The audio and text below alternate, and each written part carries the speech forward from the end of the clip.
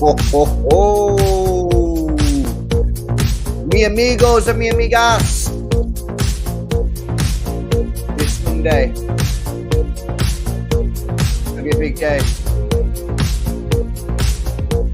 Two teams are going head to head. The Battle of Manchester. One team fighting on three different fronts: Premier League, Champions League, and FA Cup. The other team finished bottom of the group, including Copenhagen and Galatasaray. Yes, that's right, Galatasaray and Copenhagen. My friends, tonight we cannot laugh because the pressure is on. On Sunday afternoon at the Etihad Stadium, Manchester City must perform. We must win the game. In an ideal situation, in an ideal world, we'll beat them 6-0. My friends, it's time to start the show. And tonight, on Friday night, I am introducing a man who's going to try and defend his club. Of course, Karl.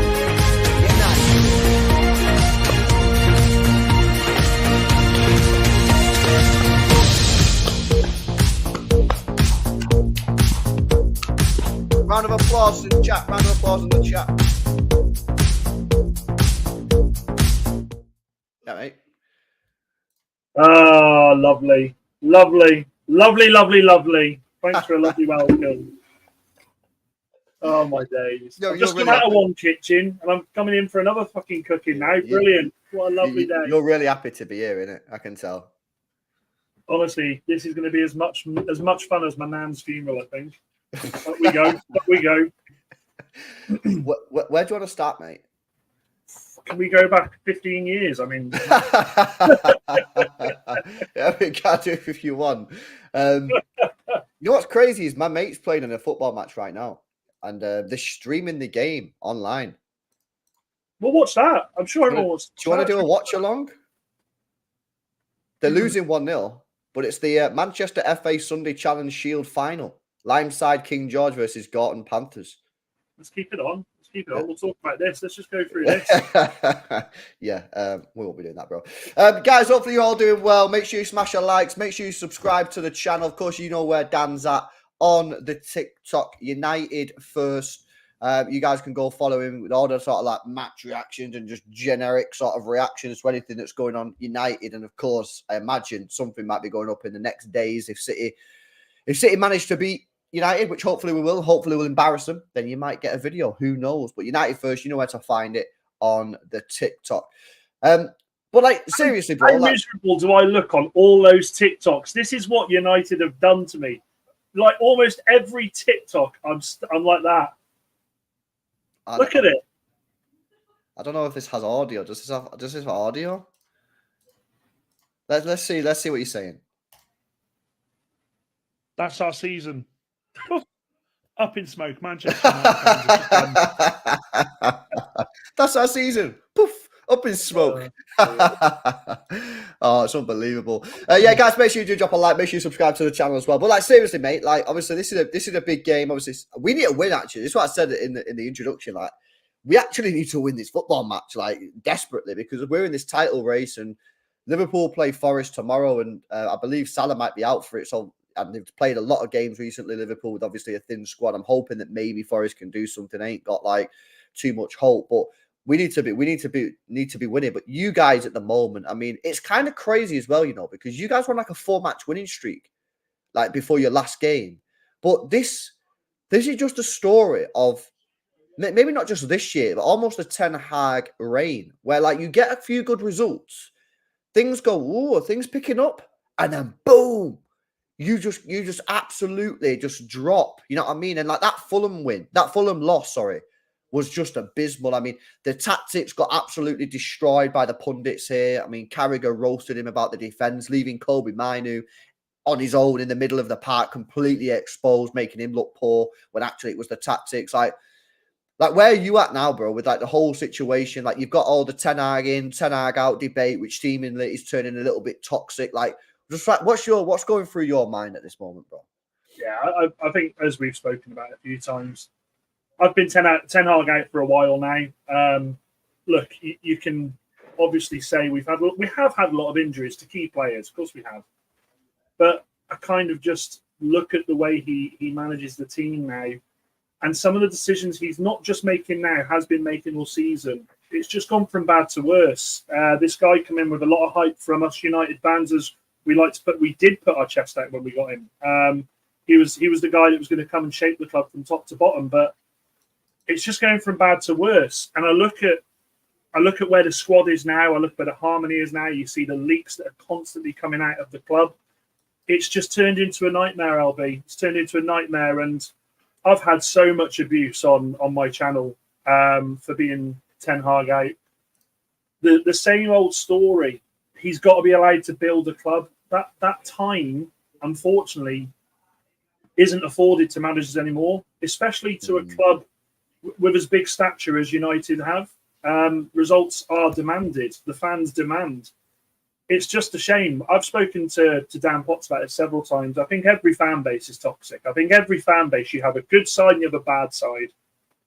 What we're seeing now with Manchester United is, I think we're seeing fans really start to go at each other, which it shouldn't be the way. We all should want the same common thing, and that's Manchester United to do well.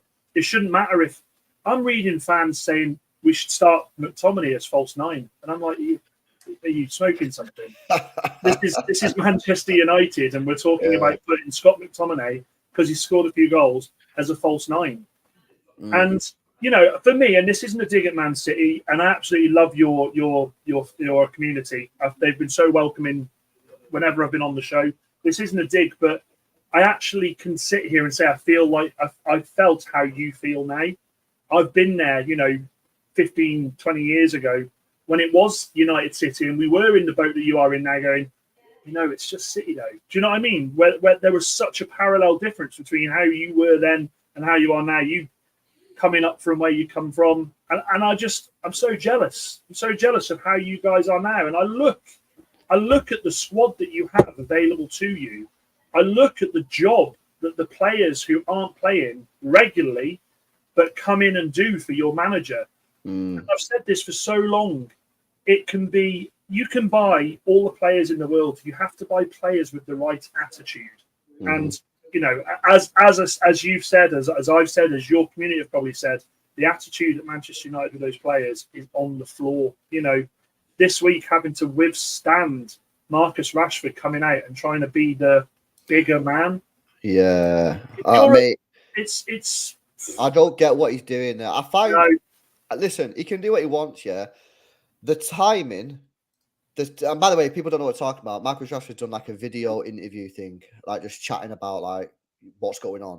The timing of that, I find incredible that he's released that just before the derby, Dan, because away at your place as well, LB. Yes. Not at Old Trafford, away at City. Yeah, because bro, the things about that I don't understand is like he's now put himself under huge pressure to perform well. 100%. Because if he doesn't perform well, people are going to be like, "Why are you out here doing these stupid interviews when the team's struggling?" You know what I mean? We're literally scrapping to try and get 5th place so we can get that free Champions League spot. You're out here doing interviews. Some will say moaning, try to get the sympathy vote or whatever. When we've got a massive game coming up at the weekend against City, who are going for the Premier League, the Champions League, and potentially another treble again, and you're out here. I find it. Listen, I don't have a problem with doing the interview. You want to do an interview? Do what you want. But the timing of it is unbelievable. And I've got to say, man, like, listen, obviously, it don't stress me out as much as you because obviously you're a United fan, you're more invested in it and that. But like, I just think the guy is just like way overhyped. I think that, like, listen, what has he done in the game? He's done nothing in the game. He's on £350,000 a week. Yeah, he's done nothing in the game. You used to do all them stupid Instagram posts every time you got beat. You know, the whole like long paragraph things that he stopped doing because everyone started murking it. Now he's doing these interviews. Like, I don't want to sound like one of these old guys. You know what I mean? Like these guys that you go football, they're in the 60s and 70s, and like, just get on with a football, man. Yeah. Do you know what I mean? And like, he's meant to be your talisman. This is the thing, though, LB. I mean, like, it's for me personally as a Manchester United fan, I think it's indefensible. I don't think you can defend what he's done. I get why he's done it. He's tried to come out and and say, look, you need to back me, but if you don't back me, that's fine. I'll be fine. But it's not as if we're talking about a player here who has consistently for the last 3 or 4 seasons banged 20 goals a season and is having a bad season, and then comes out and says, hang on a minute, look what I've done for this club. We're talking about a guy who it's inconsistency at best, isn't it? On his day, he can torment anyone. He can, on his day when he's ready for it. But it's the thing that, and it's got you sent it me as well. And when he said it in the interview, I had to laugh when he said, "I give my all for this club." Oh, I've seen him week in, week out. Obviously, you don't watch him as much as I do, LB. I completely, get it. You're a City fan, but for me, watching him week in, week out, go missing, walking, throwing his arms up when he doesn't get something, I just sit there and I think, read the fucking room, mate. Do you know what I mean? And also, what message does it send to the Man United players as well? What message does that send to the squad? So I think to be honest, I've seen a couple of people in the chat say it, and I completely agree. And I think we've spoke about it. I think he goes in the summer anyway. I think he goes. I do. I think it's time. I think he needs to. I think he needs to for his own good. And United just need to get rid of him and just be like, United. I'm not being funny, mate, but like United are a team that like you perform or you're out. This is the thing about United. The ruthlessness of your football club is just gone.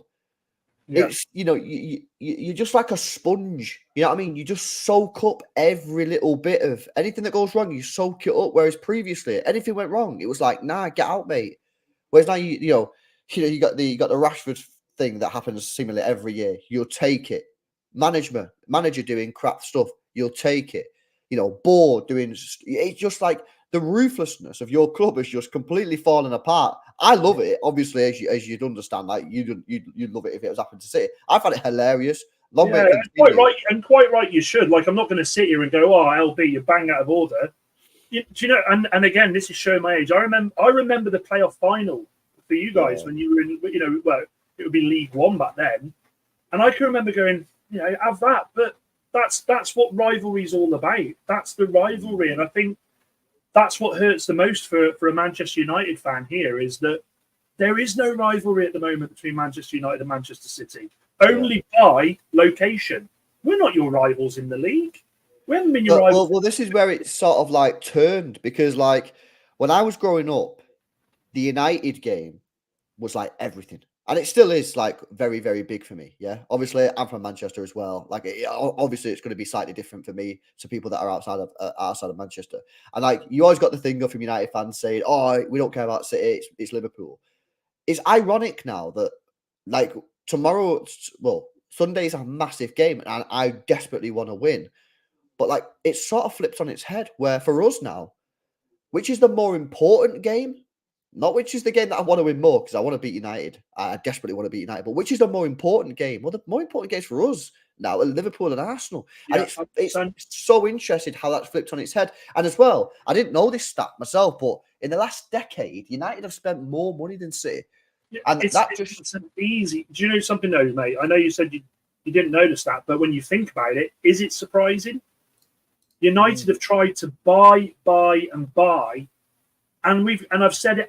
I literally say this all the time, and I'll say it again. They've bought players time and time again about the name on the back of the shirt that's going to sell shirts, as opposed to a player that's going to come in and wear that badge with pride and respect. And it's disgraceful. You look at 3 transfers straight away in the last 10 years: Harry Maguire, Anthony, Pogba. Yep.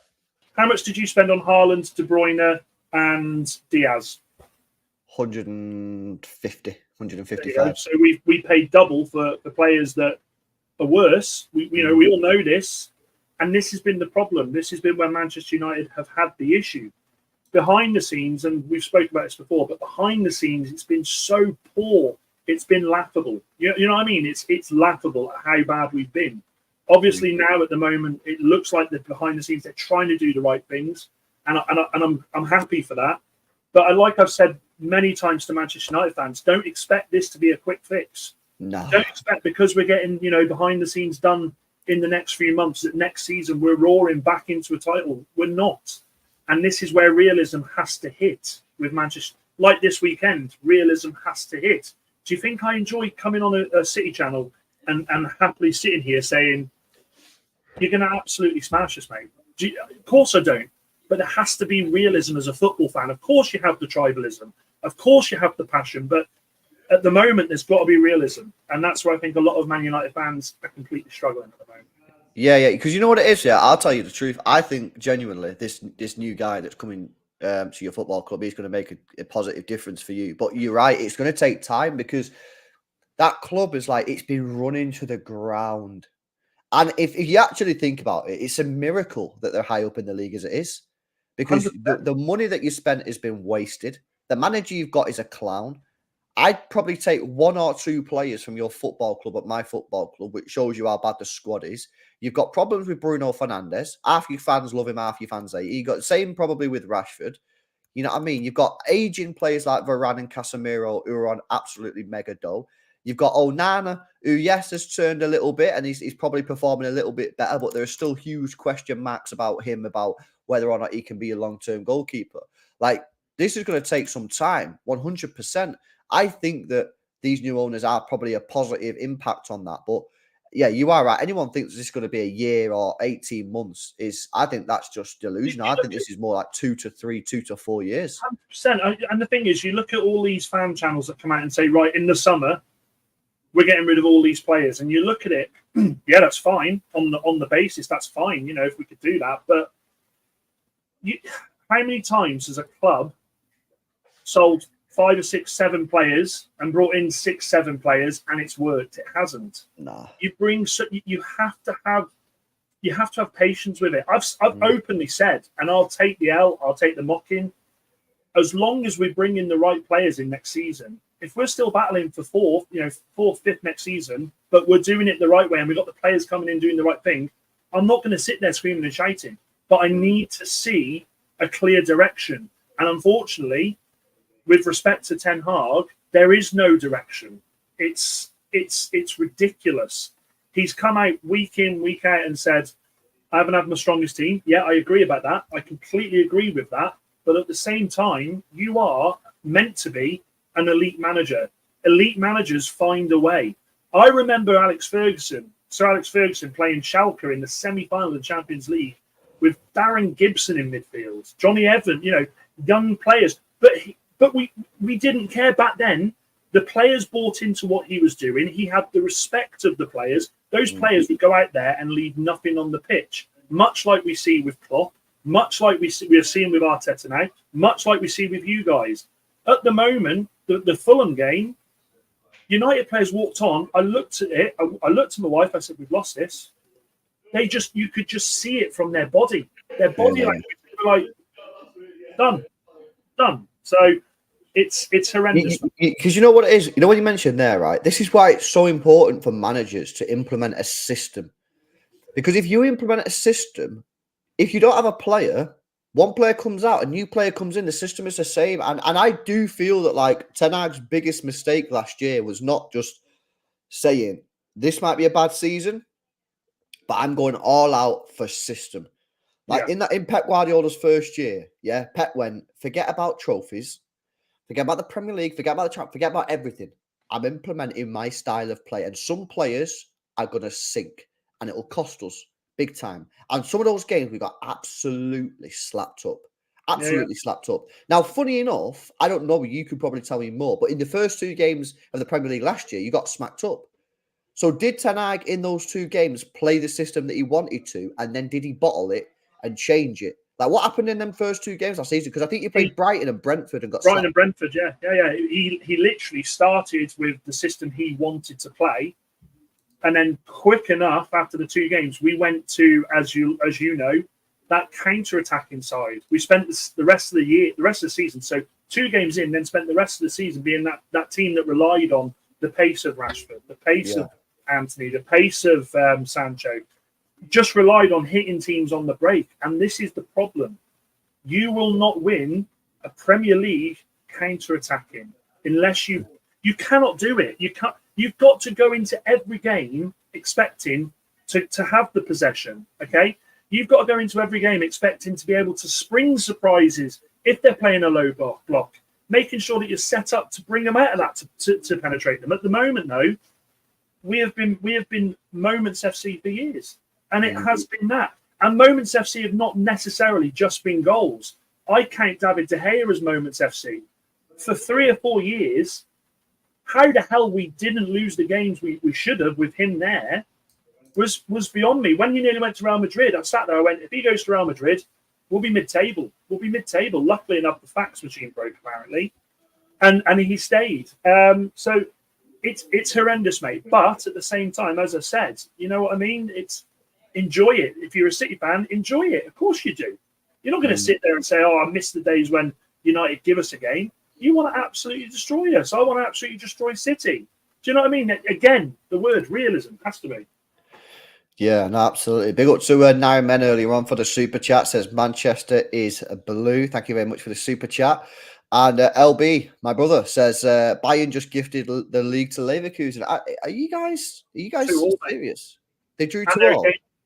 Leverkusen have got a game in hand as well, mate. I think they're 7 points behind with a game in hand. With Leverkusen having a game. You are right. It's 7 points. 7 points ahead with the game in hand. So if they win that'll be 10 points with.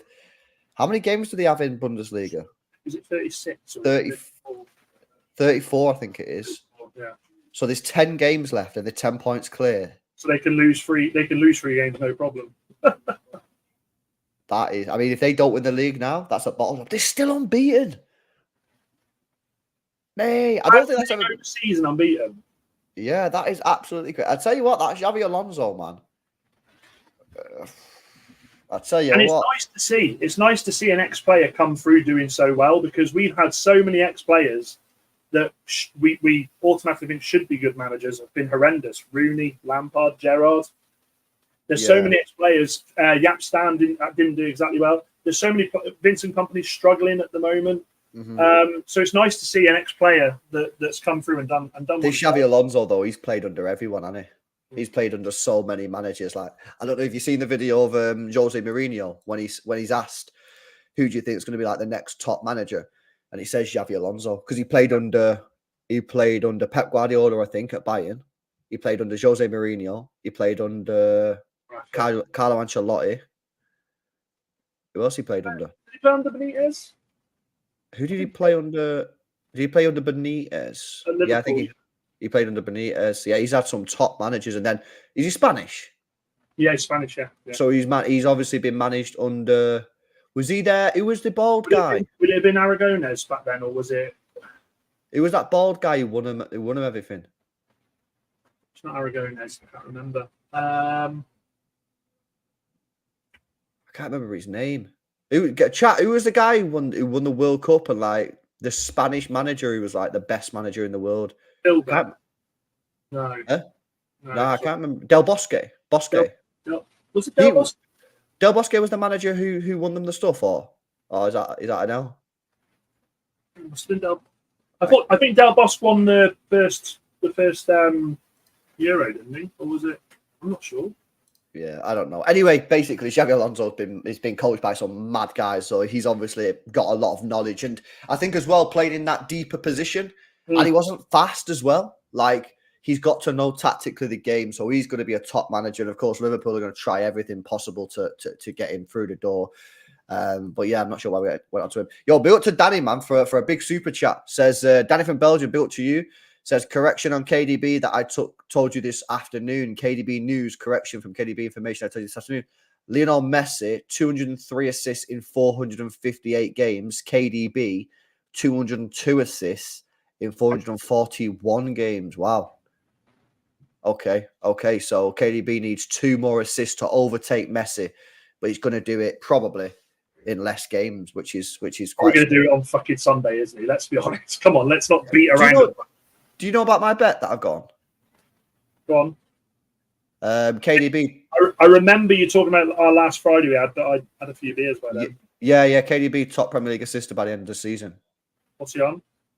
He's on 4, and the leader's on 10. Who's the leader? I think it's Trippier. Is it?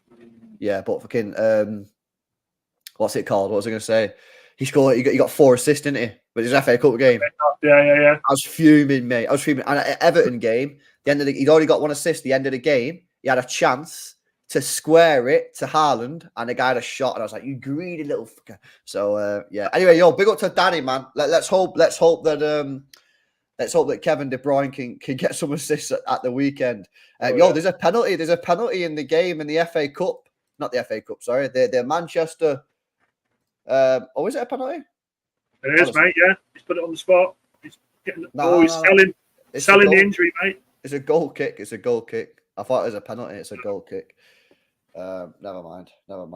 Let me go through the starting 11, because I want to know what your starting 11 is as well. And of course, guys, tomorrow, by the way, I've got a video coming out with Saeed as well, so you'll be able to see what team Saeed went for. But this is the team that I've gone for City. I've gone Doku over Nunes. I have changed my mind. Judge Mo this morning changed my mind. I can't lie, guys. To be honest with you, I was Nunes all week, but Doku, I kind of hear what Judge Mo was saying, and he's made me change my mind. So this is the team that I'm going to go for.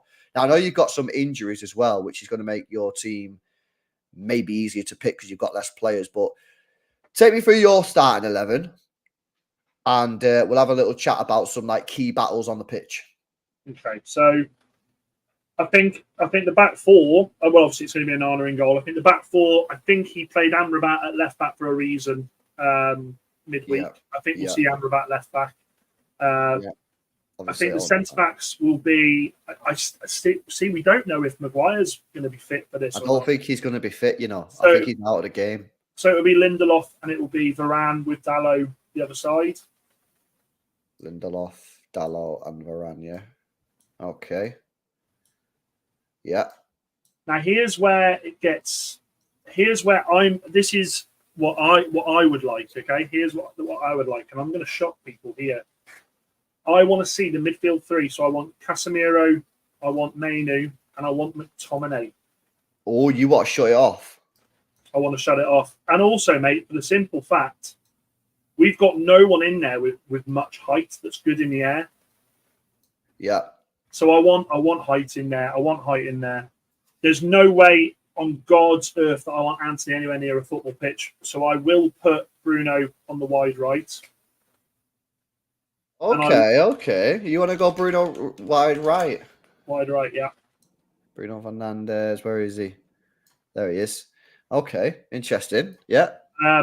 Garnacho on the left, and then of course Rashford up top. See anything we can do. Okay. That's interesting. Right, so that's a much more defensive shape than what I thought you was going to give, because obviously those three in the midfield are obviously going to look at probably locking it off. Yeah. Let's have a look at some key battles then. Let's start off with your attacking players, and then we'll come to the City's attacking in a minute. Walker versus Garnacho. Saeed reminded me that Garnacho actually done okay at Old Trafford when he come on, when you beat us 2-1 when the referee gave that dodgy decision. And Walker does typically struggle a little bit more against the smaller players rather than sort of like the more direct players. Garnacho, what's he saying this year? Is he having a good year? Is he having a bad year? Like, he scored that sick goal, obviously, against Everton, but like, is he kicked on from there? I think he's doing okay. I think the thing we need to remember with Garnacho, much like Mainu, he's 19 and he's playing a lot more football than he should be at his age. He should still be being drip fed through. We saw it with Pep when Foden came onto the scene, didn't we? You know, everyone wanted Foden to play week in, week out, but Pep was smart enough to be like, no. We protect him, we bring him. So I think he's having a decent season. I think considering the mess we're in, I think he's done well. There has been so many times that I've seen in his game where we look at him and we go, so naive. But then you remember he's 19. He's still learning his trade. He's nowhere near his peak. So I think it'll be an interesting battle. The complete reason I've not put Rashford on the left, mate, is because Garnacho does get back. Rashford, If you leave Amrabat against Walker and Bernardo, regardless of it being a cooking, that would be, you can go to prison for the murder that would be. I tell you what might be interesting now on that left-hand side for you and that right-hand side for us is we often see this, right? So maybe we try and shift the play over. Haaland will go over there. Rodri might push into here. Bernardo will drift in here, yeah? Yeah.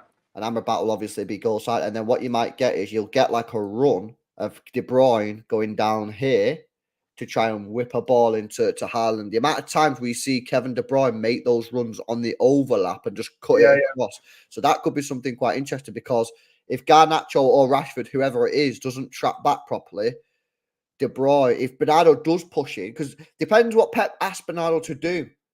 Because there's some games where Pep will ask our wingers to hold the width and really, really stay wide to stretch the game. Yeah. Do you know what I mean? Because he'll want Amrabat to come out here, which will maybe stretch Lindelof, and obviously that might give Haaland a 1v1 opportunity in the middle. But there's also a lot of times, and Pep, to be fair, Pep has done this quite a lot this year, where he asks our right winger to push in, and we almost don't have a right winger at times. And in fact, I don't know if it's still the case, but I don't know if you know him, Nobbins, who's a City fan who I do City content with. He actually found the stats, and City, out of every single Premier League team in the division, attack the least down the right hand side.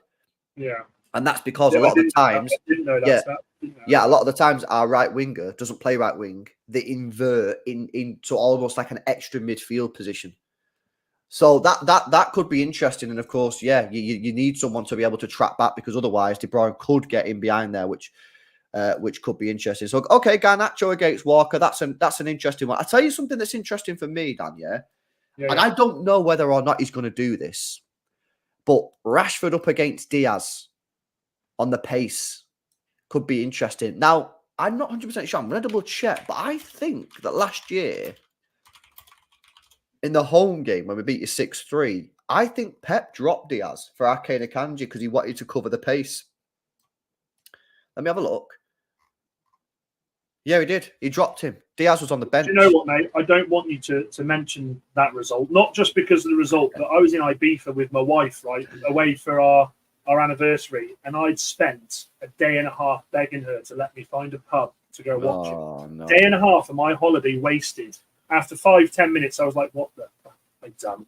What have I done? That is pain, man. That is pain.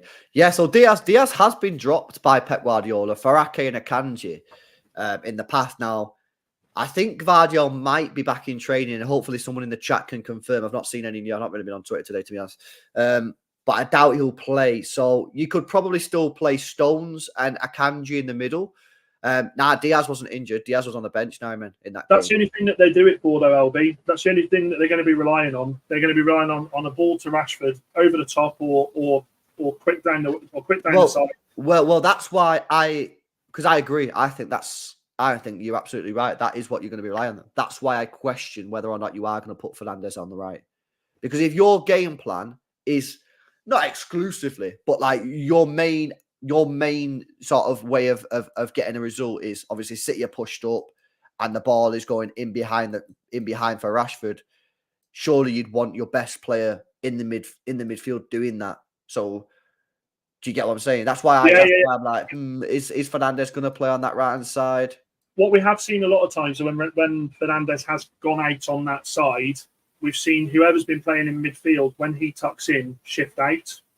That's so the only thing I can think of is if he does drop that, you might see McTominay just push out that little bit, not necessarily as a right winger, but to combat that in case of a counter. But it's the only way we're going to hit you, mate. It's the only way. There's no way in that midfield. And look, when you look at that midfield battle, that is terrifying. Okay, you've got Foden, who for me I think's been probably one of the best in the Prem this season. I think he's been incredible. Rodri is just, oh my God, honestly, Rodri is just. I think there's an argument for Rodri to go down as one of the signings over the last decade. I think he's that good. And then of course you've got De Bruyne now. How long do we see De Bruyne for? You know, obviously with him playing against Luton, does he last the full game? I know obviously as we've spoke before, his fitness has been a problem this season. So I question how long we see that midfield free for, whether Kovacic comes on or whatever. But from the start, you look at that battle. That is attack versus defense. That is a training exercise. Simple as that. Yeah, that's going to be interesting. What's your, because we've been having a debate today on the channel, and Judge Moadis say, what's your take on at City's left winger? Who do you think? Well, who would you least want to see play left wing? Because the options for City are Doku, Nunes, and Oscar Bob. I mean, at the moment, I'd have to go Doku just for the blind pace he's got and that unpredictability he still has in his game. I think with Doku, we've said on the WhatsApp group before now. For me, I think he's going to be quality. I think he's still got that rawness of sometimes he will make the wrong decision, but as a talent, he's explosive. He can take the ball around the player. I mean, look, I remember Old Trafford. He got under the skin of our players. He got so far under the skin of our players. So at the moment, I think out of the three, I wouldn't like to play Doku. I mean, don't get me wrong. I'm actually glad that Grealish isn't fit, because Grealish seems to do all right against United. He seems to have decent games. Yeah, well, actually, I don't know if you know this stat. We've only won one game against a top six this season. That was you. And that's the only game that Grealish played in. Yeah. And, it is a shame Grealish had a tough year, man. You know what I mean? Like, he's been in and out of the team. I feel for him, not just, and this is more on a selfish side, just for the England side of it, because I just worry I don't want a half-fit Grealish going to the Euros. And the football fan in me, when I saw him break down against Luton, it's heartbreaking, because that kid loves playing football.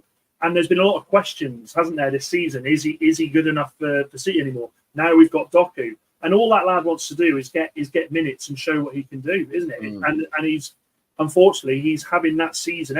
Every player seems to have this a season where no matter what they do, they pick up these niggling little injuries. So I felt for him. I absolutely felt for him. Yeah. That left wing one. Like I say, I did a show this morning exclusively on that one position, just because every City fan's got their own opinion. And I did a poll in the chat, and it was so split. Like, literally, I think we did put Foden out there as well, but he didn't really get involved. But there was not much of a gap between Bob, Doku, and Nunes, because they all offer different things. Like, if you want your out-and-out Grealish replacement, you're probably looking at Oscar Bob. Mm-hmm. If you want pace and spam take-ons and real high chance creation, then you go Jeremy Doku. And maybe you want somewhere in between, you go Matheus Nunes. Yeah. So it's going to be super interesting to see that. He's up against Diogo Dalot. I do think that he can be got out defensively. I actually like Dalot. I actually think he's had a decent season, I think. In all things considered, I think he's one of your leadership players, and he actually looks like he cares. You know what I mean? Like, which is fair play to the guy. I still remember feeling a little bit sorry for him, actually. I mean, I washed my mouth out here, but when he got sent off against Liverpool, which was a joke anyway. But don't talk to me about referees, mate. I want to know. Who's refereeing this game? Anyone know who referees this game? Chat, let us know who's refereeing the game. Big up to Nine with another super chat, by the way. Thank you very much. Says, I'll go Foden left wing, Kovacic in the midfield. Need more control. We're lacking goals, and Foden can score his hat trick from left wing against Manchester United. Well, yeah, I mean, I don't know. For me, I'm really torn about what to do in that midfield. I think I'm going Foden, Kevin De Bruyne, just because I think, like, you're going to have John Stones. Here's the thing. I don't think you need Kovacic when you've got Rodri and Stones, because I think they'll provide you enough cover. Yeah. Yeah? If Stones ain't playing, and I don't want to see a Kanji pushing in there, then Kovacic has to play because of what you're saying. Like, we need the control. But I just feel, my own personal opinion now, Menya, is I don't think you need Stones, Rodri, and Kovacic. Personally, I just don't think you do. I think it's overkill. But Kovacic has been playing really well, actually. To be fair, it wouldn't surprise me if he did start. But I would full send the team that's on screen now. That's the team that I would go for. There's a red card in this as well, by the way, LB. There's a red card in this one. Oh, you reckon? Apparently, the referee's Madley. What's his name? Richard Madley. No, is it Richard? Bobby Madley. Bobby Madley. I'm thinking of Richard Madeley from this morning. What, the guy who does the show? Yeah. Oh no, he was Countdown, wasn't he? Richard Madeley. Fuck knows. Oh, it's Andy, mate. We both got it wrong. Oh, Andy Madley. Oh, I think Bobby's his brother. Bobby Madley's his brother, I think. Andy Madley, that's not coming up with anything either. Why did it come up with Terry Venables? What the hell? Andy Madley. Oh, there we go. Yeah, I'll find out his record, man. Is it Bob? Oh, so Bobby Madley was the one that got banned, wasn't he? Yeah, but he's back refereeing now. Yeah, so this referee's refereed City 10 times. Andrew Madley, yeah. He's refereed, yeah, I'll put it on the screen so you can see it. He's refereed City 10 times. And we've only lost one, which was against Spurs, which obviously that's just par for the course, isn't it? That's just standard. He did referee our Chelsea game where we drew 1-1 and the 1-1 against Everton. I'm trying to find United. Oh, there you go. He's refereed United 8 times. And you've won 6, lost. Oh,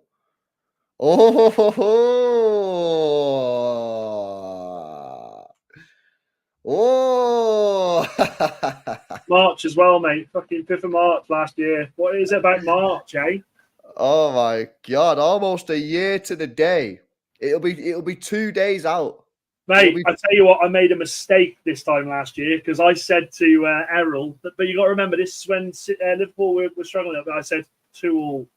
Here's a disclaimer for everyone watching. I ain't fucking going for a score draw this week. No chance. No, that's mad. People are saying in the chat Fernandes or Casemiro to get the red. I think Amrabat. Amrabat can lose his head, and I think Amrabat. I think it's if there's going to be a red for me, it'll be Amrabat. Yeah, but Amrabat's playing up against Bernardo, who's slow. Bernardo gets in people's heads, mate. Come on. Yeah, no, but like I don't know, man. I feel like there's only really been one game that I can remember where Bernardo like almost got someone sent off, and that was James Milner. Like, he doesn't really take people on that much to get yellow cards, I suppose. That's what I'm trying to say. When he's on the wing. You know what I mean? I don't know. I don't know if that's the one. Let me have a look who else is on the pitch, man. Like, obviously standard midfield situation.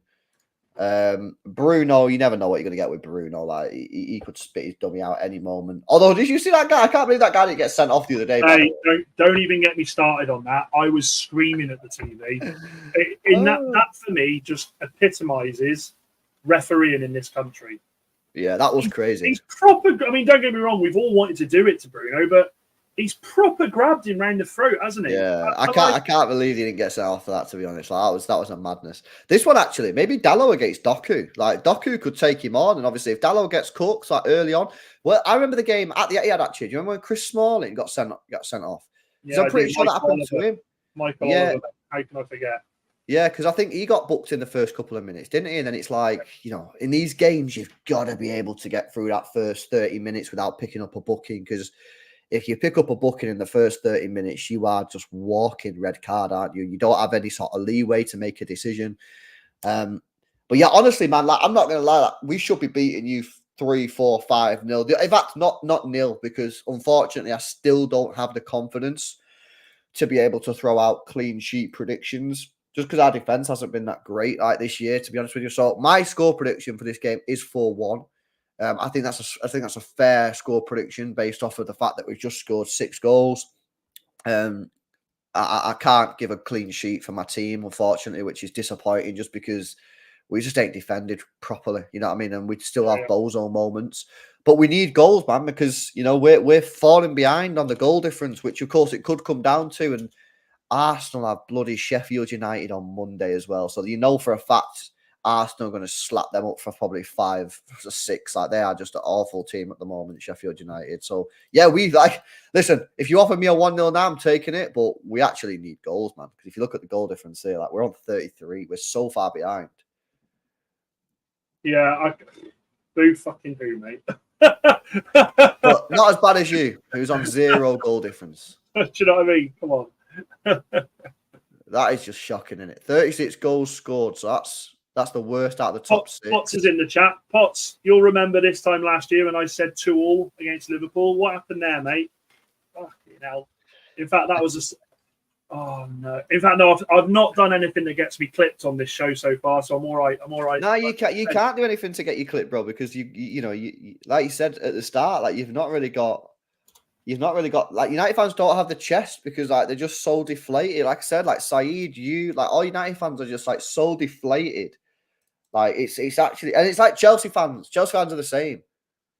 Like you've got nothing more to give. Like you've had a decade of this. Like, it's the reason I'm wearing black. It's a funeral, mate. It is crazy. It is crazy. Danny's gone for a 5-1. Haaland with a hat trick. Foden and Doku with a goal. Haaland's got a good record against United as well, hasn't he? I believe that he's got the best record against United, but I think Luton has just overtaken it. Is it? Yeah, I think Luton, because obviously got 4 against Luton, and then he got a hat trick against us last season, didn't he, in the 6-3? Yeah, and then I think he scored 2. Did he score 2 this year at your place? Oh, yeah. But yeah, he's got a good record against you, and obviously he's probably motivated every time he steps on the pitch against United. Obviously Foden as well, being a City fan. But I just struggle to see how we don't win this game. Like I really, really struggle to see how we don't win this game. If we apply ourselves properly, and we go out there, and Pep Guardiola doesn't do a madness with the team. He just puts out the team that needs to play. I just really, really don't see how we don't win this game, man. And if we play at our abilities, it could be hammering. It could. But this is the difference between like years gone by. You know, we mentioned before about the whole when we beat you 3-2, we come back. Back then, you looked at the United side and you said, yeah, they're not the greatest, but they've got a performance in them. This team here, especially the players that are missing as well, I look at this team and I think you score an early goal, we crumble. Like if you offered me, and again, this is where we are. This is any United fans that are watching, and you want to go mad. I'm sorry, but this is where we are. If you offered me 2-0 now, 2-0 loss, I'd take it because it doesn't destroy our goal difference completely. I would take it because there is no chance. There's no chance. Like the 0-0 against Liverpool, that was probably the performance of the season. Do you know what I mean? Yeah. That was probably the performance. When they release the DVD, you know, in time for next Christmas, that'll be the feature game. Well, it shows. To be fair, like it shows that you can go to a difficult place and defend. And in fact, you did defend very well that day. I thought Varane was. I remember doing a watch on for it. Doesn't that show the mentality of this team? If they can go to but like this comes back to what we said earlier on, Dan, about like the recruitment of the players. I agree. Like the character of these players. A lot of these players don't care. Like although Varane did very well and actually played very well in that game, Varane should never have been signed for Manchester United. Nor should Casemiro. These are players coming to the end of the career. Then you've got players like McTominay, Rashford, Bruno Fernandes. These are players that are either not good enough or do not have the right character. Yeah, if you look at Manchester City, none of our players, don't go out on that pitch and have a bad attitude.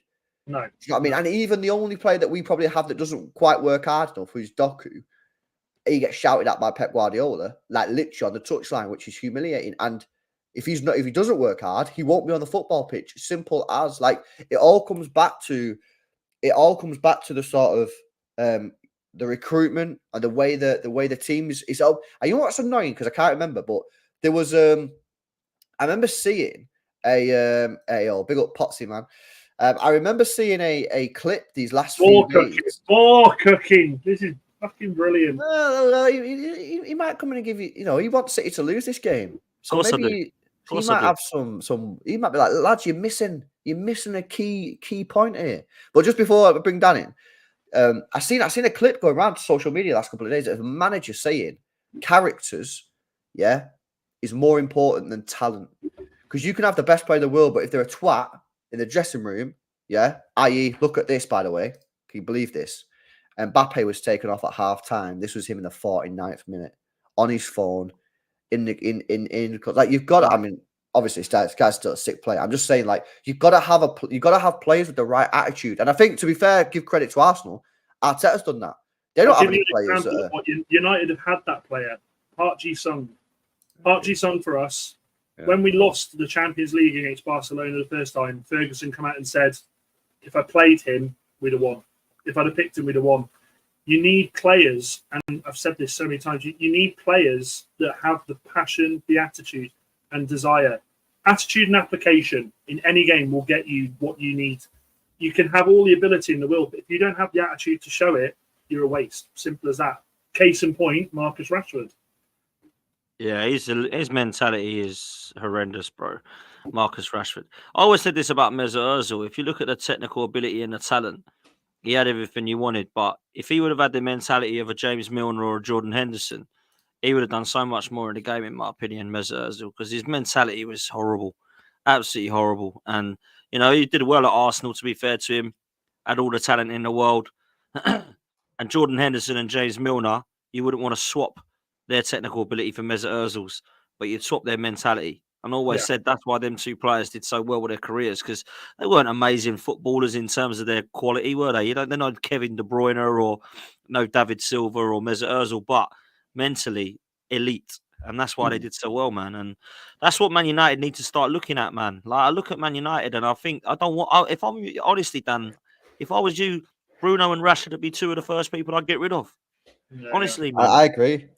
And I think a lot of United fans, and I get it to a certain degree, a lot of United fans have struggle, have a problem hearing that about Bruno because he brings the GA.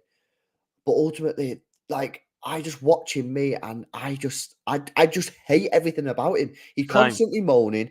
I don't think he particularly works hard enough. He does work hard, to be fair, but he don't work hard enough. And I just think his overall attitude on the pitch. But does he work hard, LB? He just runs around. He doesn't hold his position. Well, at least he runs unlike Rashford. You know what I mean? Who's just a clown. You know what I mean? Like, you know, that clip, that thing that I sent you today, Dan, was unbelievable. I don't know, Potsy, have you seen it? Rashford? No, go on. This interview that he'd done, yeah. Do you reckon I can play it on air, Dan, or do you reckon it'll get copyright? It's only like 2 seconds long, isn't it? Nah, you won't get copyright for that, surely. Yeah, let me see if I can bring it up. 1 sec. Yeah. I heard he's done an interview and it was like just typical Rashford sort of mentality. It was horrendous spots. It was horrendous. Yeah, watch this. I can't have people questioning my commitment to Man United.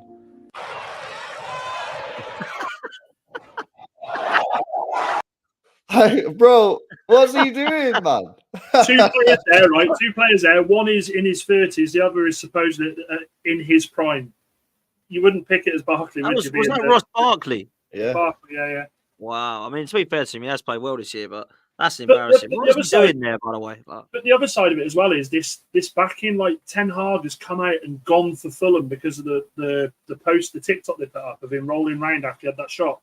And I'm sat there and I'm going, why aren't you reprimanding Bruno in all this? You know, we see this week in, week out. If he does this thing, he's like, does that, and then he gets up 2 seconds later if we're in attack again, and he's fine. And it absolutely can't stand that. Tears a bit of my soul apart. Do you know what I mean?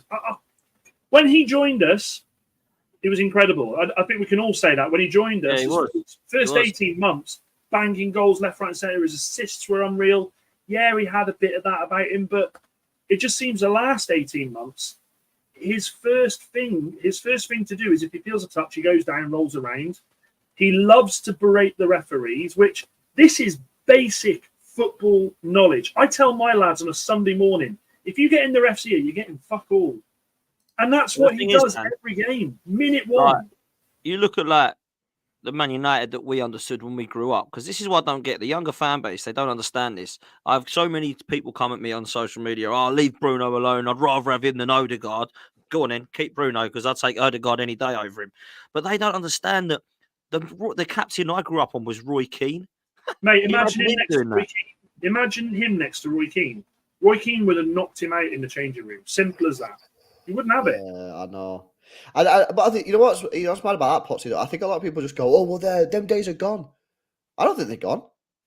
I don't think the day of having a player who just wants to focus. Look at Rodri. Rodri is a perfect example. You know what I mean? Yeah. He's a great example. I'm just speaking about my club because obviously they're easier players, but like Diaz as well. Like the players are still there. LB, Nemanja Matic come out. I don't know if you saw it when he left, and he called out all the problems. He said Sancho, Rashford, Lingard late for training all the time. You know, he was so used to being in a squad where if you were late, you were reprimanded. These boys are just turning up, 20 minutes, half hour late, like it's like it's But nothing. United have let it get that bad, innit? They have. Because And the first this has time been my that argument for a long happened, time. the first time that happened to one of the players, the club went, 2 weeks' wages, you traded with the academy, this week you're not playing. Then all of a sudden people go, oh shit, we can't. I remember Alex Ferguson telling David Beckham to cut his fucking hair before a game because he didn't like his haircut. Yeah. Can you imagine that now? I Can you know. imagine that now? Can you imagine Rashford walking in with his dyed hair and earrings and Ten Hag saying, take them out, cut your hair? My God. The players' union would be bang straight in there. Yeah, it's crazy. Potsy, what you feeling for the game on Sunday? Oh, mate. Are you doing a pray along? I'm not doing a prayer along. I just don't see the point because it's good. I think I love you, Dan. You know I do, but I think Man City are gonna get. I think Man United are gonna get bad. 4-5 easy at least. I hate to say it. I'll go on 3-0, and that's me being optimistic. 3-0. I'm just honestly, I think it'll be absolute horrendous. You just got to hope that Pep takes pity on us like he did at Old Trafford. I know. Do you know what I mean? Haven't you got everyone out, Dan? Like I see Goldbridge crying on TikTok earlier because everyone's out. Bruno's out. This is the team that you reckon. Don't mention that man's name to me. You know it triggers me. Potsy, that's the team that Dan United's the going team? for. Oh my God! Amrabat at left Look back. at Amrabat at left back. Rashford up front, by the way, that is a shocking. He cannot play up front. Rashford, sorry, he cannot play up front. It's just basically, Dan. Yeah, that's just a hoofball, isn't it? Get the ball over the top. It is. That's why I'm kind of considering dropping him and putting a Kanji in just to deal with the pace. Who did you put in? Diaz? Did you say? I had Diaz there, but last year at the Etihad, we done the same thing. We dropped Diaz and played Ake and Kanji at centre half to deal with United's pace, and it worked. We beat them 6-3. Mate, look at the key battles there. That is just oh my God, that just makes me. If I was a Man United fan, I'd be doing the same as you, Dan. I'd pray that they go easy because I don't mind some of the players out there. I think Varane is obviously a good defender, right? I actually rate Dalot. I think Dalot is not a bad fullback to be fair to him. I'm the same. I actually think he's all right. Kobe Mainoo, I think, is a really promising talent. I look at Casemiro and I just think, when you're not getting sent off, you're obviously a class act. Lindelof, not for me. Amrabat, I mean, what is that signing all about, by the way? Amrabat has hardly played him in midfield. He has been fit. He's playing him at fullback. Remember, we chased him all summer as well, Potts. Well, that's an embarrassment, that one. Garnacho, I actually do like him, but I don't think he can do it all himself. Bruno, do they think he's going to play him on the wing then, do they? This is what I've picked, mate. I've basically tried to shut it up in the midfield. That's why I've picked McTominay in there. I understand why. The alternative is to play Anthony and put Bruno in the middle. Oh, my God. No, don't do that. Jesus. He is awful, that Anthony. Have you got no one else, Dan, as well? Like, literally in that front three? That is so bare bones, isn't it? Martial's out the rest of the season. We loaned Palestri out. Sancho's, obviously. By the way, just a couple of seconds on him. I'm so glad that it's not working for him at Dortmund because he had that first game. Everyone went, oh, there we go. He's cooking. This guy, United don't know what they're missing. Poor attitude, poor mentality, shit player. Yeah, he's another one with bad attitude, though, isn't he? His mentality's completely gone. I mean, come on, let's be honest, yeah. When he was at City in the academy and Pep Guardiola was our manager and we offered him good money, yeah, good money. The guy went on strike at City at 17? Guy went AWOL. Come on, man. Like, you need to know that there's probably something not quite right there if a player with Pep Guardiola, who's brought through Busquets, Messi, Pedro, he brought all these youth players through. Foden was coming through, and then he decided to go AWOL. I think you got to look at that and go, there's something not quite right there. I say it the same with Cole Palmer. I know Cole Palmer's had a decent season for Chelsea, but Pep Guardiola doesn't let a player go unless he thinks that they are going to do something. Nah. And Cole Palmer, to be fair to him, he's done well at Chelsea, like I say, but Man City aren't going, oh my God, we're missing him. We're not going to win anything without him. What we done? I haven't seen a game this season that City have struggled in and thought, fuck me, if they had Cole Palmer, they'd have done something here. Do you know what I mean? Yeah. But this is what I was trying to say a couple of years ago about this Sancho and Rashford thing. Sancho, Rashford and Saka all missed penalties in the Euros and all got absolutely racially abused, disgusting, shockingly bad behaviour. The mentality of all three of them is completely different. Look at the mentality of Saka. I'm not saying it because I'm a gooner, but look at that kid, like what he's done. And then you look at what Sancho and Rashford are doing. You just look at the media and the interviews that Saka gives. You look, everyone loves him. Players love him. I saw Luke Shaw the other day on an interview. Who, when you play for England, who do you Bukayo Saka? Didn't even let him finish a sentence. I went, oh, you didn't let me finish a sentence. He goes, I knew what you were going to say. I love the kid. Everyone does. We all love him. Jack Grealish and him, like literally like brothers. They don't leave each other's side.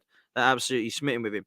That is what you want. You don't get that same feeling with these players like Sancho, Rashford, some of the others even. The mentality ain't there. And I've always thought that with Rashford. You know, I went out on a limb 2 years ago and I said, I don't think he's going to make it. Then he went and had a brilliant season last year and everyone went, oh, Dan Potts in the mud. Well, this season he's done it again. He's proven me right again. I'm like, what is it with this guy, man? He's clearly got a talent. It's just mentally there's something not right with him, man. Like he ain't ever going to make it to the elite for me. Well, there's a couple of reasons for that. I think one, United haven't helped because he needs a stable. I mean, to be fair to him, yeah, he's come through as a young player and he's had an unstable football club, constantly changing manager, constantly changing the tactics. Yeah, he's almost been like, you need to help. You need to be like, because look at Foden, for example. Foden's been bedded in, yeah, over the years, and he's had a nice gradual integration into the team, and his responsibility has increased slowly like this, and his numbers have gone like this. You know what I mean? Rashford was thrown in there and gone, you need to perform now for Manchester United, one of the biggest football clubs in the world. And it's kind of like, whoa. And there's no surprise to me that like he's got. There was warnings about this, mate. There was warnings when him and Lingard together were. I mean, the videos. No, but then again, United didn't give him the cash. They should never have given him that free. Oh yeah, no, I agree, but that happens so much in football. I mean, obviously, I know teams don't throw as much cash. No one throws as much cash at players as United do. But at the same time, regardless of that, I still think his attitude has been absolutely shocking. Coming through. I watched an interview with Jose Mourinho, and Jose Mourinho hit the nail bang on the head. He said he's had how many managers he's played for, and he still hasn't properly done it. And what position does Rashford play?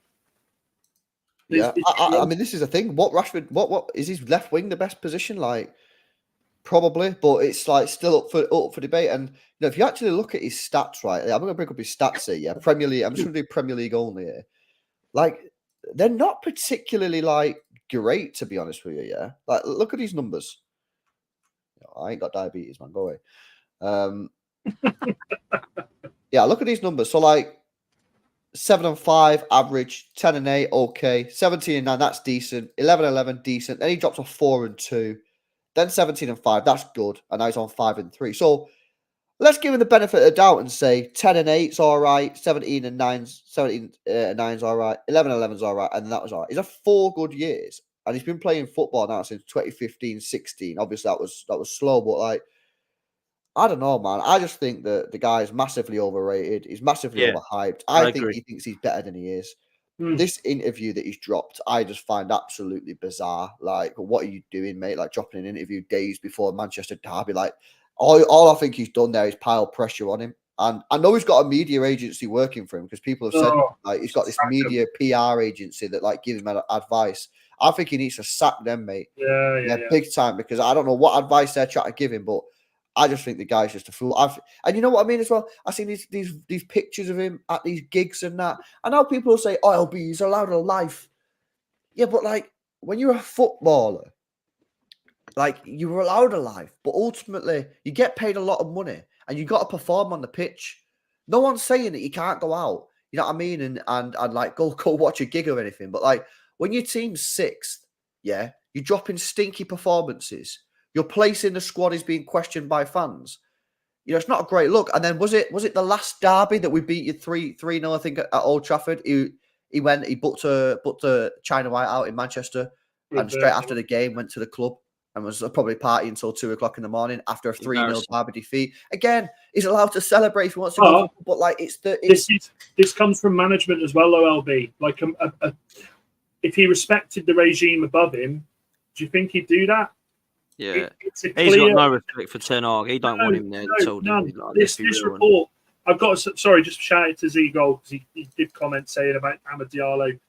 Amad Diallo, I don't start him in the City game. I think he's got talent, but Ten Hag's only been bringing him on for like 5-10 minutes here and there. I think to chuck him in at the Etihad and expect him to do something, I think would be harsh on him. Do you think you got any hope, Dan? Do you think you got any hope at the week? No, definitely not. Definitely not. Look, it was Christmas come early. I want you when to say yes, but no, mate, come on. It was Christmas come early when we drew at Anfield. Christmas comes once a year, remember? So it's not happening again. You know what, Potsy? I really, really like struggle to see how we don't win this game. yeah, man. Like I really, because we've got Kevin De Bruyne back now. We've got Haaland who has been back for a while, but you could tell that he wasn't like fully match fit. Like against Luton, forget the goals, yeah. He looked sharp, yeah. He looked mad sharp. He looked fit. Yeah. You know, Doku out on that left-hand side. He's gonna get past Dallo a few times because he gets past everyone a few times. You got hopefully we see Foden and Kevin De Bruyne in the middle, Bernardo on the right. And you're telling me that if you've got Doku, Kevin De Bruyne, Foden, Bernardo, Haaland, and Rodri in behind, that we're not going to score at least a couple of goals. I just don't see it. Like, unless we drop a stinker or unless Pep Guardiola does a madness, which is obviously well within the realms of possibility, I just don't see it, man.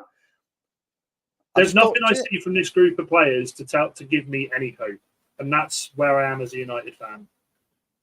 Man, don't you have Man United? I don't think this is going to happen, but they do have these random bloody like I gave them no hope against Liverpool, like zero hope, and they got it. They went and got it. You think, how have you done that? Could have potentially won that game as well. Could have potentially won the game if. How do they do that, man? Because they do this against us, by the way. Like we were flying high last season. We went to Old Trafford. We lost 3-1. Like no one saw that coming. Everyone said, "Oh, Matt Arsenal going to wipe the floor with Man United." They do it, man. I don't know how. I don't understand how. I'm pretty sure because I watched that game. Weren't you the better team in that game? Just got done on the counter. We were the better team, but that's what United do. No, because United was that the game. Was that the game where Rashford the disallowed goal? They disallowed the Martinelli goal when we went 1-0 up in 10 minutes, which then they come back and said, "Oh, we made a mistake. That should have." No, because you know what it is, Potsy, yeah? Is United, no matter how shit they'll be, they're always a threat on the counter-attack because they've got Rashford with his pace. Yeah? Rashford probably scored in that game last year, didn't he? He scored both goals, yeah. There you go. You know what I mean? Because he's got pace. And he on the counter-attack, twice. Yeah, it was him and Martial that scored, wasn't it? So, here's the thing, yeah? If you get an early goal, City, then it's about taking control of the football match and not letting United back in there. And once you get the second, like if City go 2-0 up, yeah, it should be game over, man. And actually, the floodgates can open. If United get 1-0 up, then it's going to make it tricky. But I'm sitting there, I'm just thinking, how is my team about to balls this up? Listen, I'll give United a goal because my team's still not defending like perfectly, but we got to be scoring a few. We got to be scoring a few, and we need. The only way I'd be worried for you, if I was a City fan, the only thing that would worry me is if it was 0-0 getting late on in the game. That's the only way I'd worry. Yeah. We do have this tendency, as we did against Forest. Fucking Forest, we spawned a late winner. So that's it. And actually, do you know something? With Casemiro in the team, dead balls in the box, we are a threat. Casemiro scores a lot of goals from free kick. I predicted it on my watch along the other day.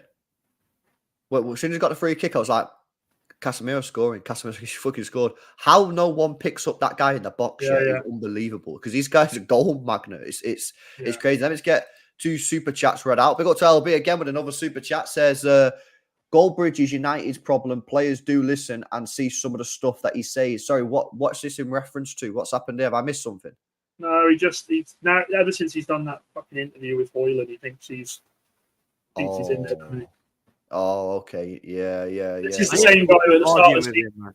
This is the same guy at the start of the season that said, Maguire was the problem at Old Trafford, and now all of a sudden he's saying Maguire's brilliant. Maguire's a lovely guy. When you're in with the club, bruv, you can't slug it off now. I've got friends who've done this. I've got people that I've done stuff with that have gone on to get close with a club, and then they change their opinions or they don't get like the same thing. Oh, I can't say that now because I won't be able to work with a club or I won't be able to do this. That's what happens. He's exactly the same now. He's clearly in with the club. Oh, don't say Ten Hag out. You're the problem if it's that. Don't say this. It's not Harry Maguire. It's not Rashford. It's not all this stuff. That's what it'll be now. It's the fan base that are the problem. What a wally. I find the Ten Hag out versus in debate absolutely like bizarre. I just don't get it. I mean, like, this is a manager, who got slapped up 6-3. A manager that got slapped up 7-0. Got come bottom in a group including Copenhagen and Galatasaray, out of the Carabao Cup. you're probably going to get knocked out the game against Liverpool. Literally no hope against that City in the derby. No hope against Liverpool in the cup. And these people like he's not got a style of play. Just to add on top of that, he's fallen out with multiple players in the dressing room, including club legend Ronaldo. I actually backed him over the Ronaldo. No, I did as well. But like, yeah, maybe Ronaldo wasn't the right one to use. Okay, he fell out with the other players as well. And like somehow having a Ten Hag out opinion is somehow controversial. I find it just bizarre. Like, listen, I'm not saying you have to be Ten Hag out. If you want to be Ten Hag in, that's fine. But like to say that people who are Ten Hag out are controversial and that they only want the words for the club and that sort of rhetoric, I just find that absolutely crazy. His comments after games this season have been so bizarre as well. You know, like after the loss to Fulham, coming out and saying, "Yeah, but we're on the up," and I'm like, did you just watch the same game that we all watched? The thing that I'm amazed at is that the Old Trafford faithful haven't booed him properly yet. I'm amazed at that, and they've stayed quite behind him, which surprises me because they turned on a few of them quite quick. That's because you beat Chelsea at home, you beat Villa at home. You've not played Liverpool at home yet, have you? In the league. No. Maybe if they smack you up 5-0 or something, then maybe. But like you've actually won a few games there, haven't you? Like against some decent sides. So yeah, maybe that's why. Well, didn't do well against fucking Bournemouth, did we? 3-0 at home. Yo, big up Tinsay as well. Says I sympathise for Rashford. If only he wasn't loyal. Well, I maintain personally.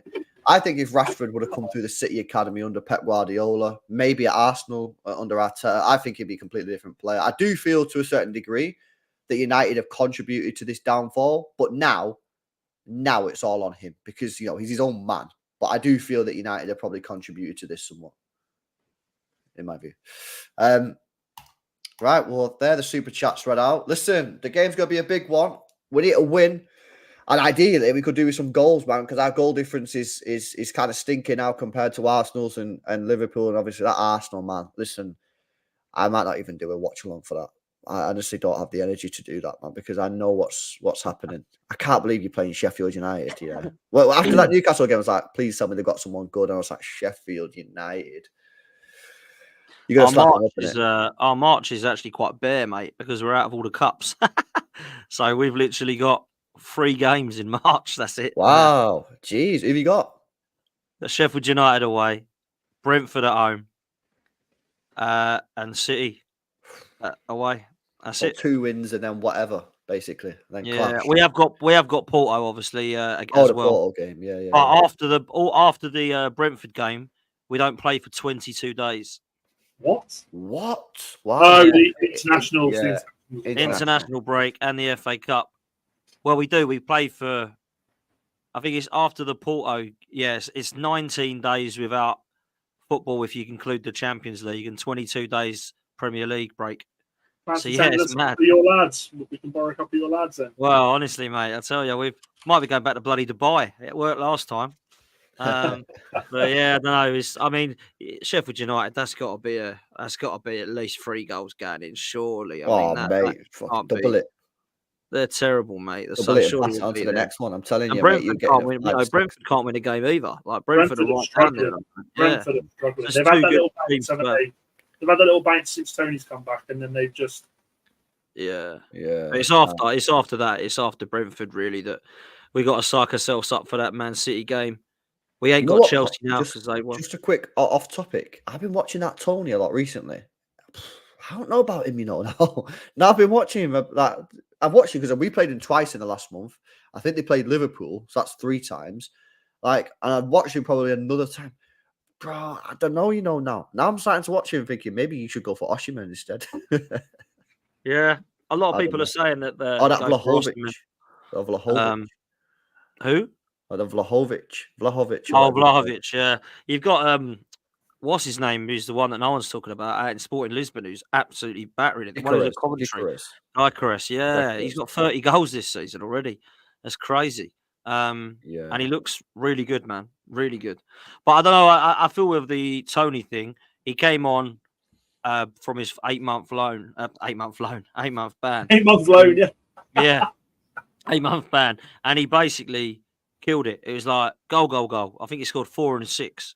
And since he's fluffed some chances, man. I saw him against West Ham. He was stinky, man. Can't lie. And then there was another game. I think the last one they played, I don't know, was it Man City? Oh, I can't even keep up now. So much football going on. But yeah, he wasn't great at all. But I do rate him. I do like him a lot. I think he's a top talent. But yeah, man, is he going to be able to step it up? As well. He's getting on, isn't he? Is he 27, 28? 28. He's going to be, if we were to sign him. Osimhen's, I think, 23. Something like that. Scored a hat trick the other night, Osimhen, or did he get 2? Can't remember. 3. But, yeah. He did get a hat trick, so he's scoring again. But yeah, I don't know. He looks a beast, Osimhen. He does look a beast. But then I watched parts of his game, and I think he's lacking. But he is young, you know. He is still young. I watched him against Barcelona. He was pretty shit that day, but he got a goal. So it was a nice finish as well. So what can you do? Listen, guys, we are going to wrap it up. I want to say thank you to Danny for the super chat, Narimen LB as well for the super chats. Appreciate it, guys. You know where you can find Dan Potts, Football 12th Man Podcast, and obviously Dan United, United First on TikTok, as I showed you at the beginning of the stream. And yeah, listen, Dan United, we'll speak. Are we doing a show on Monday? Of course we're fucking doing a show, aren't we? Hey, and I'll tell you something, right? One thing I'm going to call out our panel, Pots. I show every time we get dicked. I show week in, week out. It does, to be fair. Do you know what? Just quickly, because someone who doesn't show on Mondays normally is Maz, but he came on to that on my weekend preview show, right?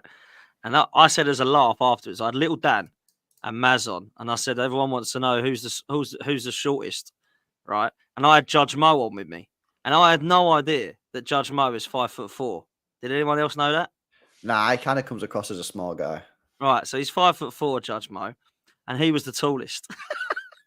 What? No Maz, way. Maz is 5'4", so they're the same, and Little Dan is 5'3". I knew they called him Little Dan because he was small, but 5'3", Little Dan is. Jesus. I mean, How honestly, how tall are you, boys? I'm 6'3". I'm only 5'10". I'm 6'5".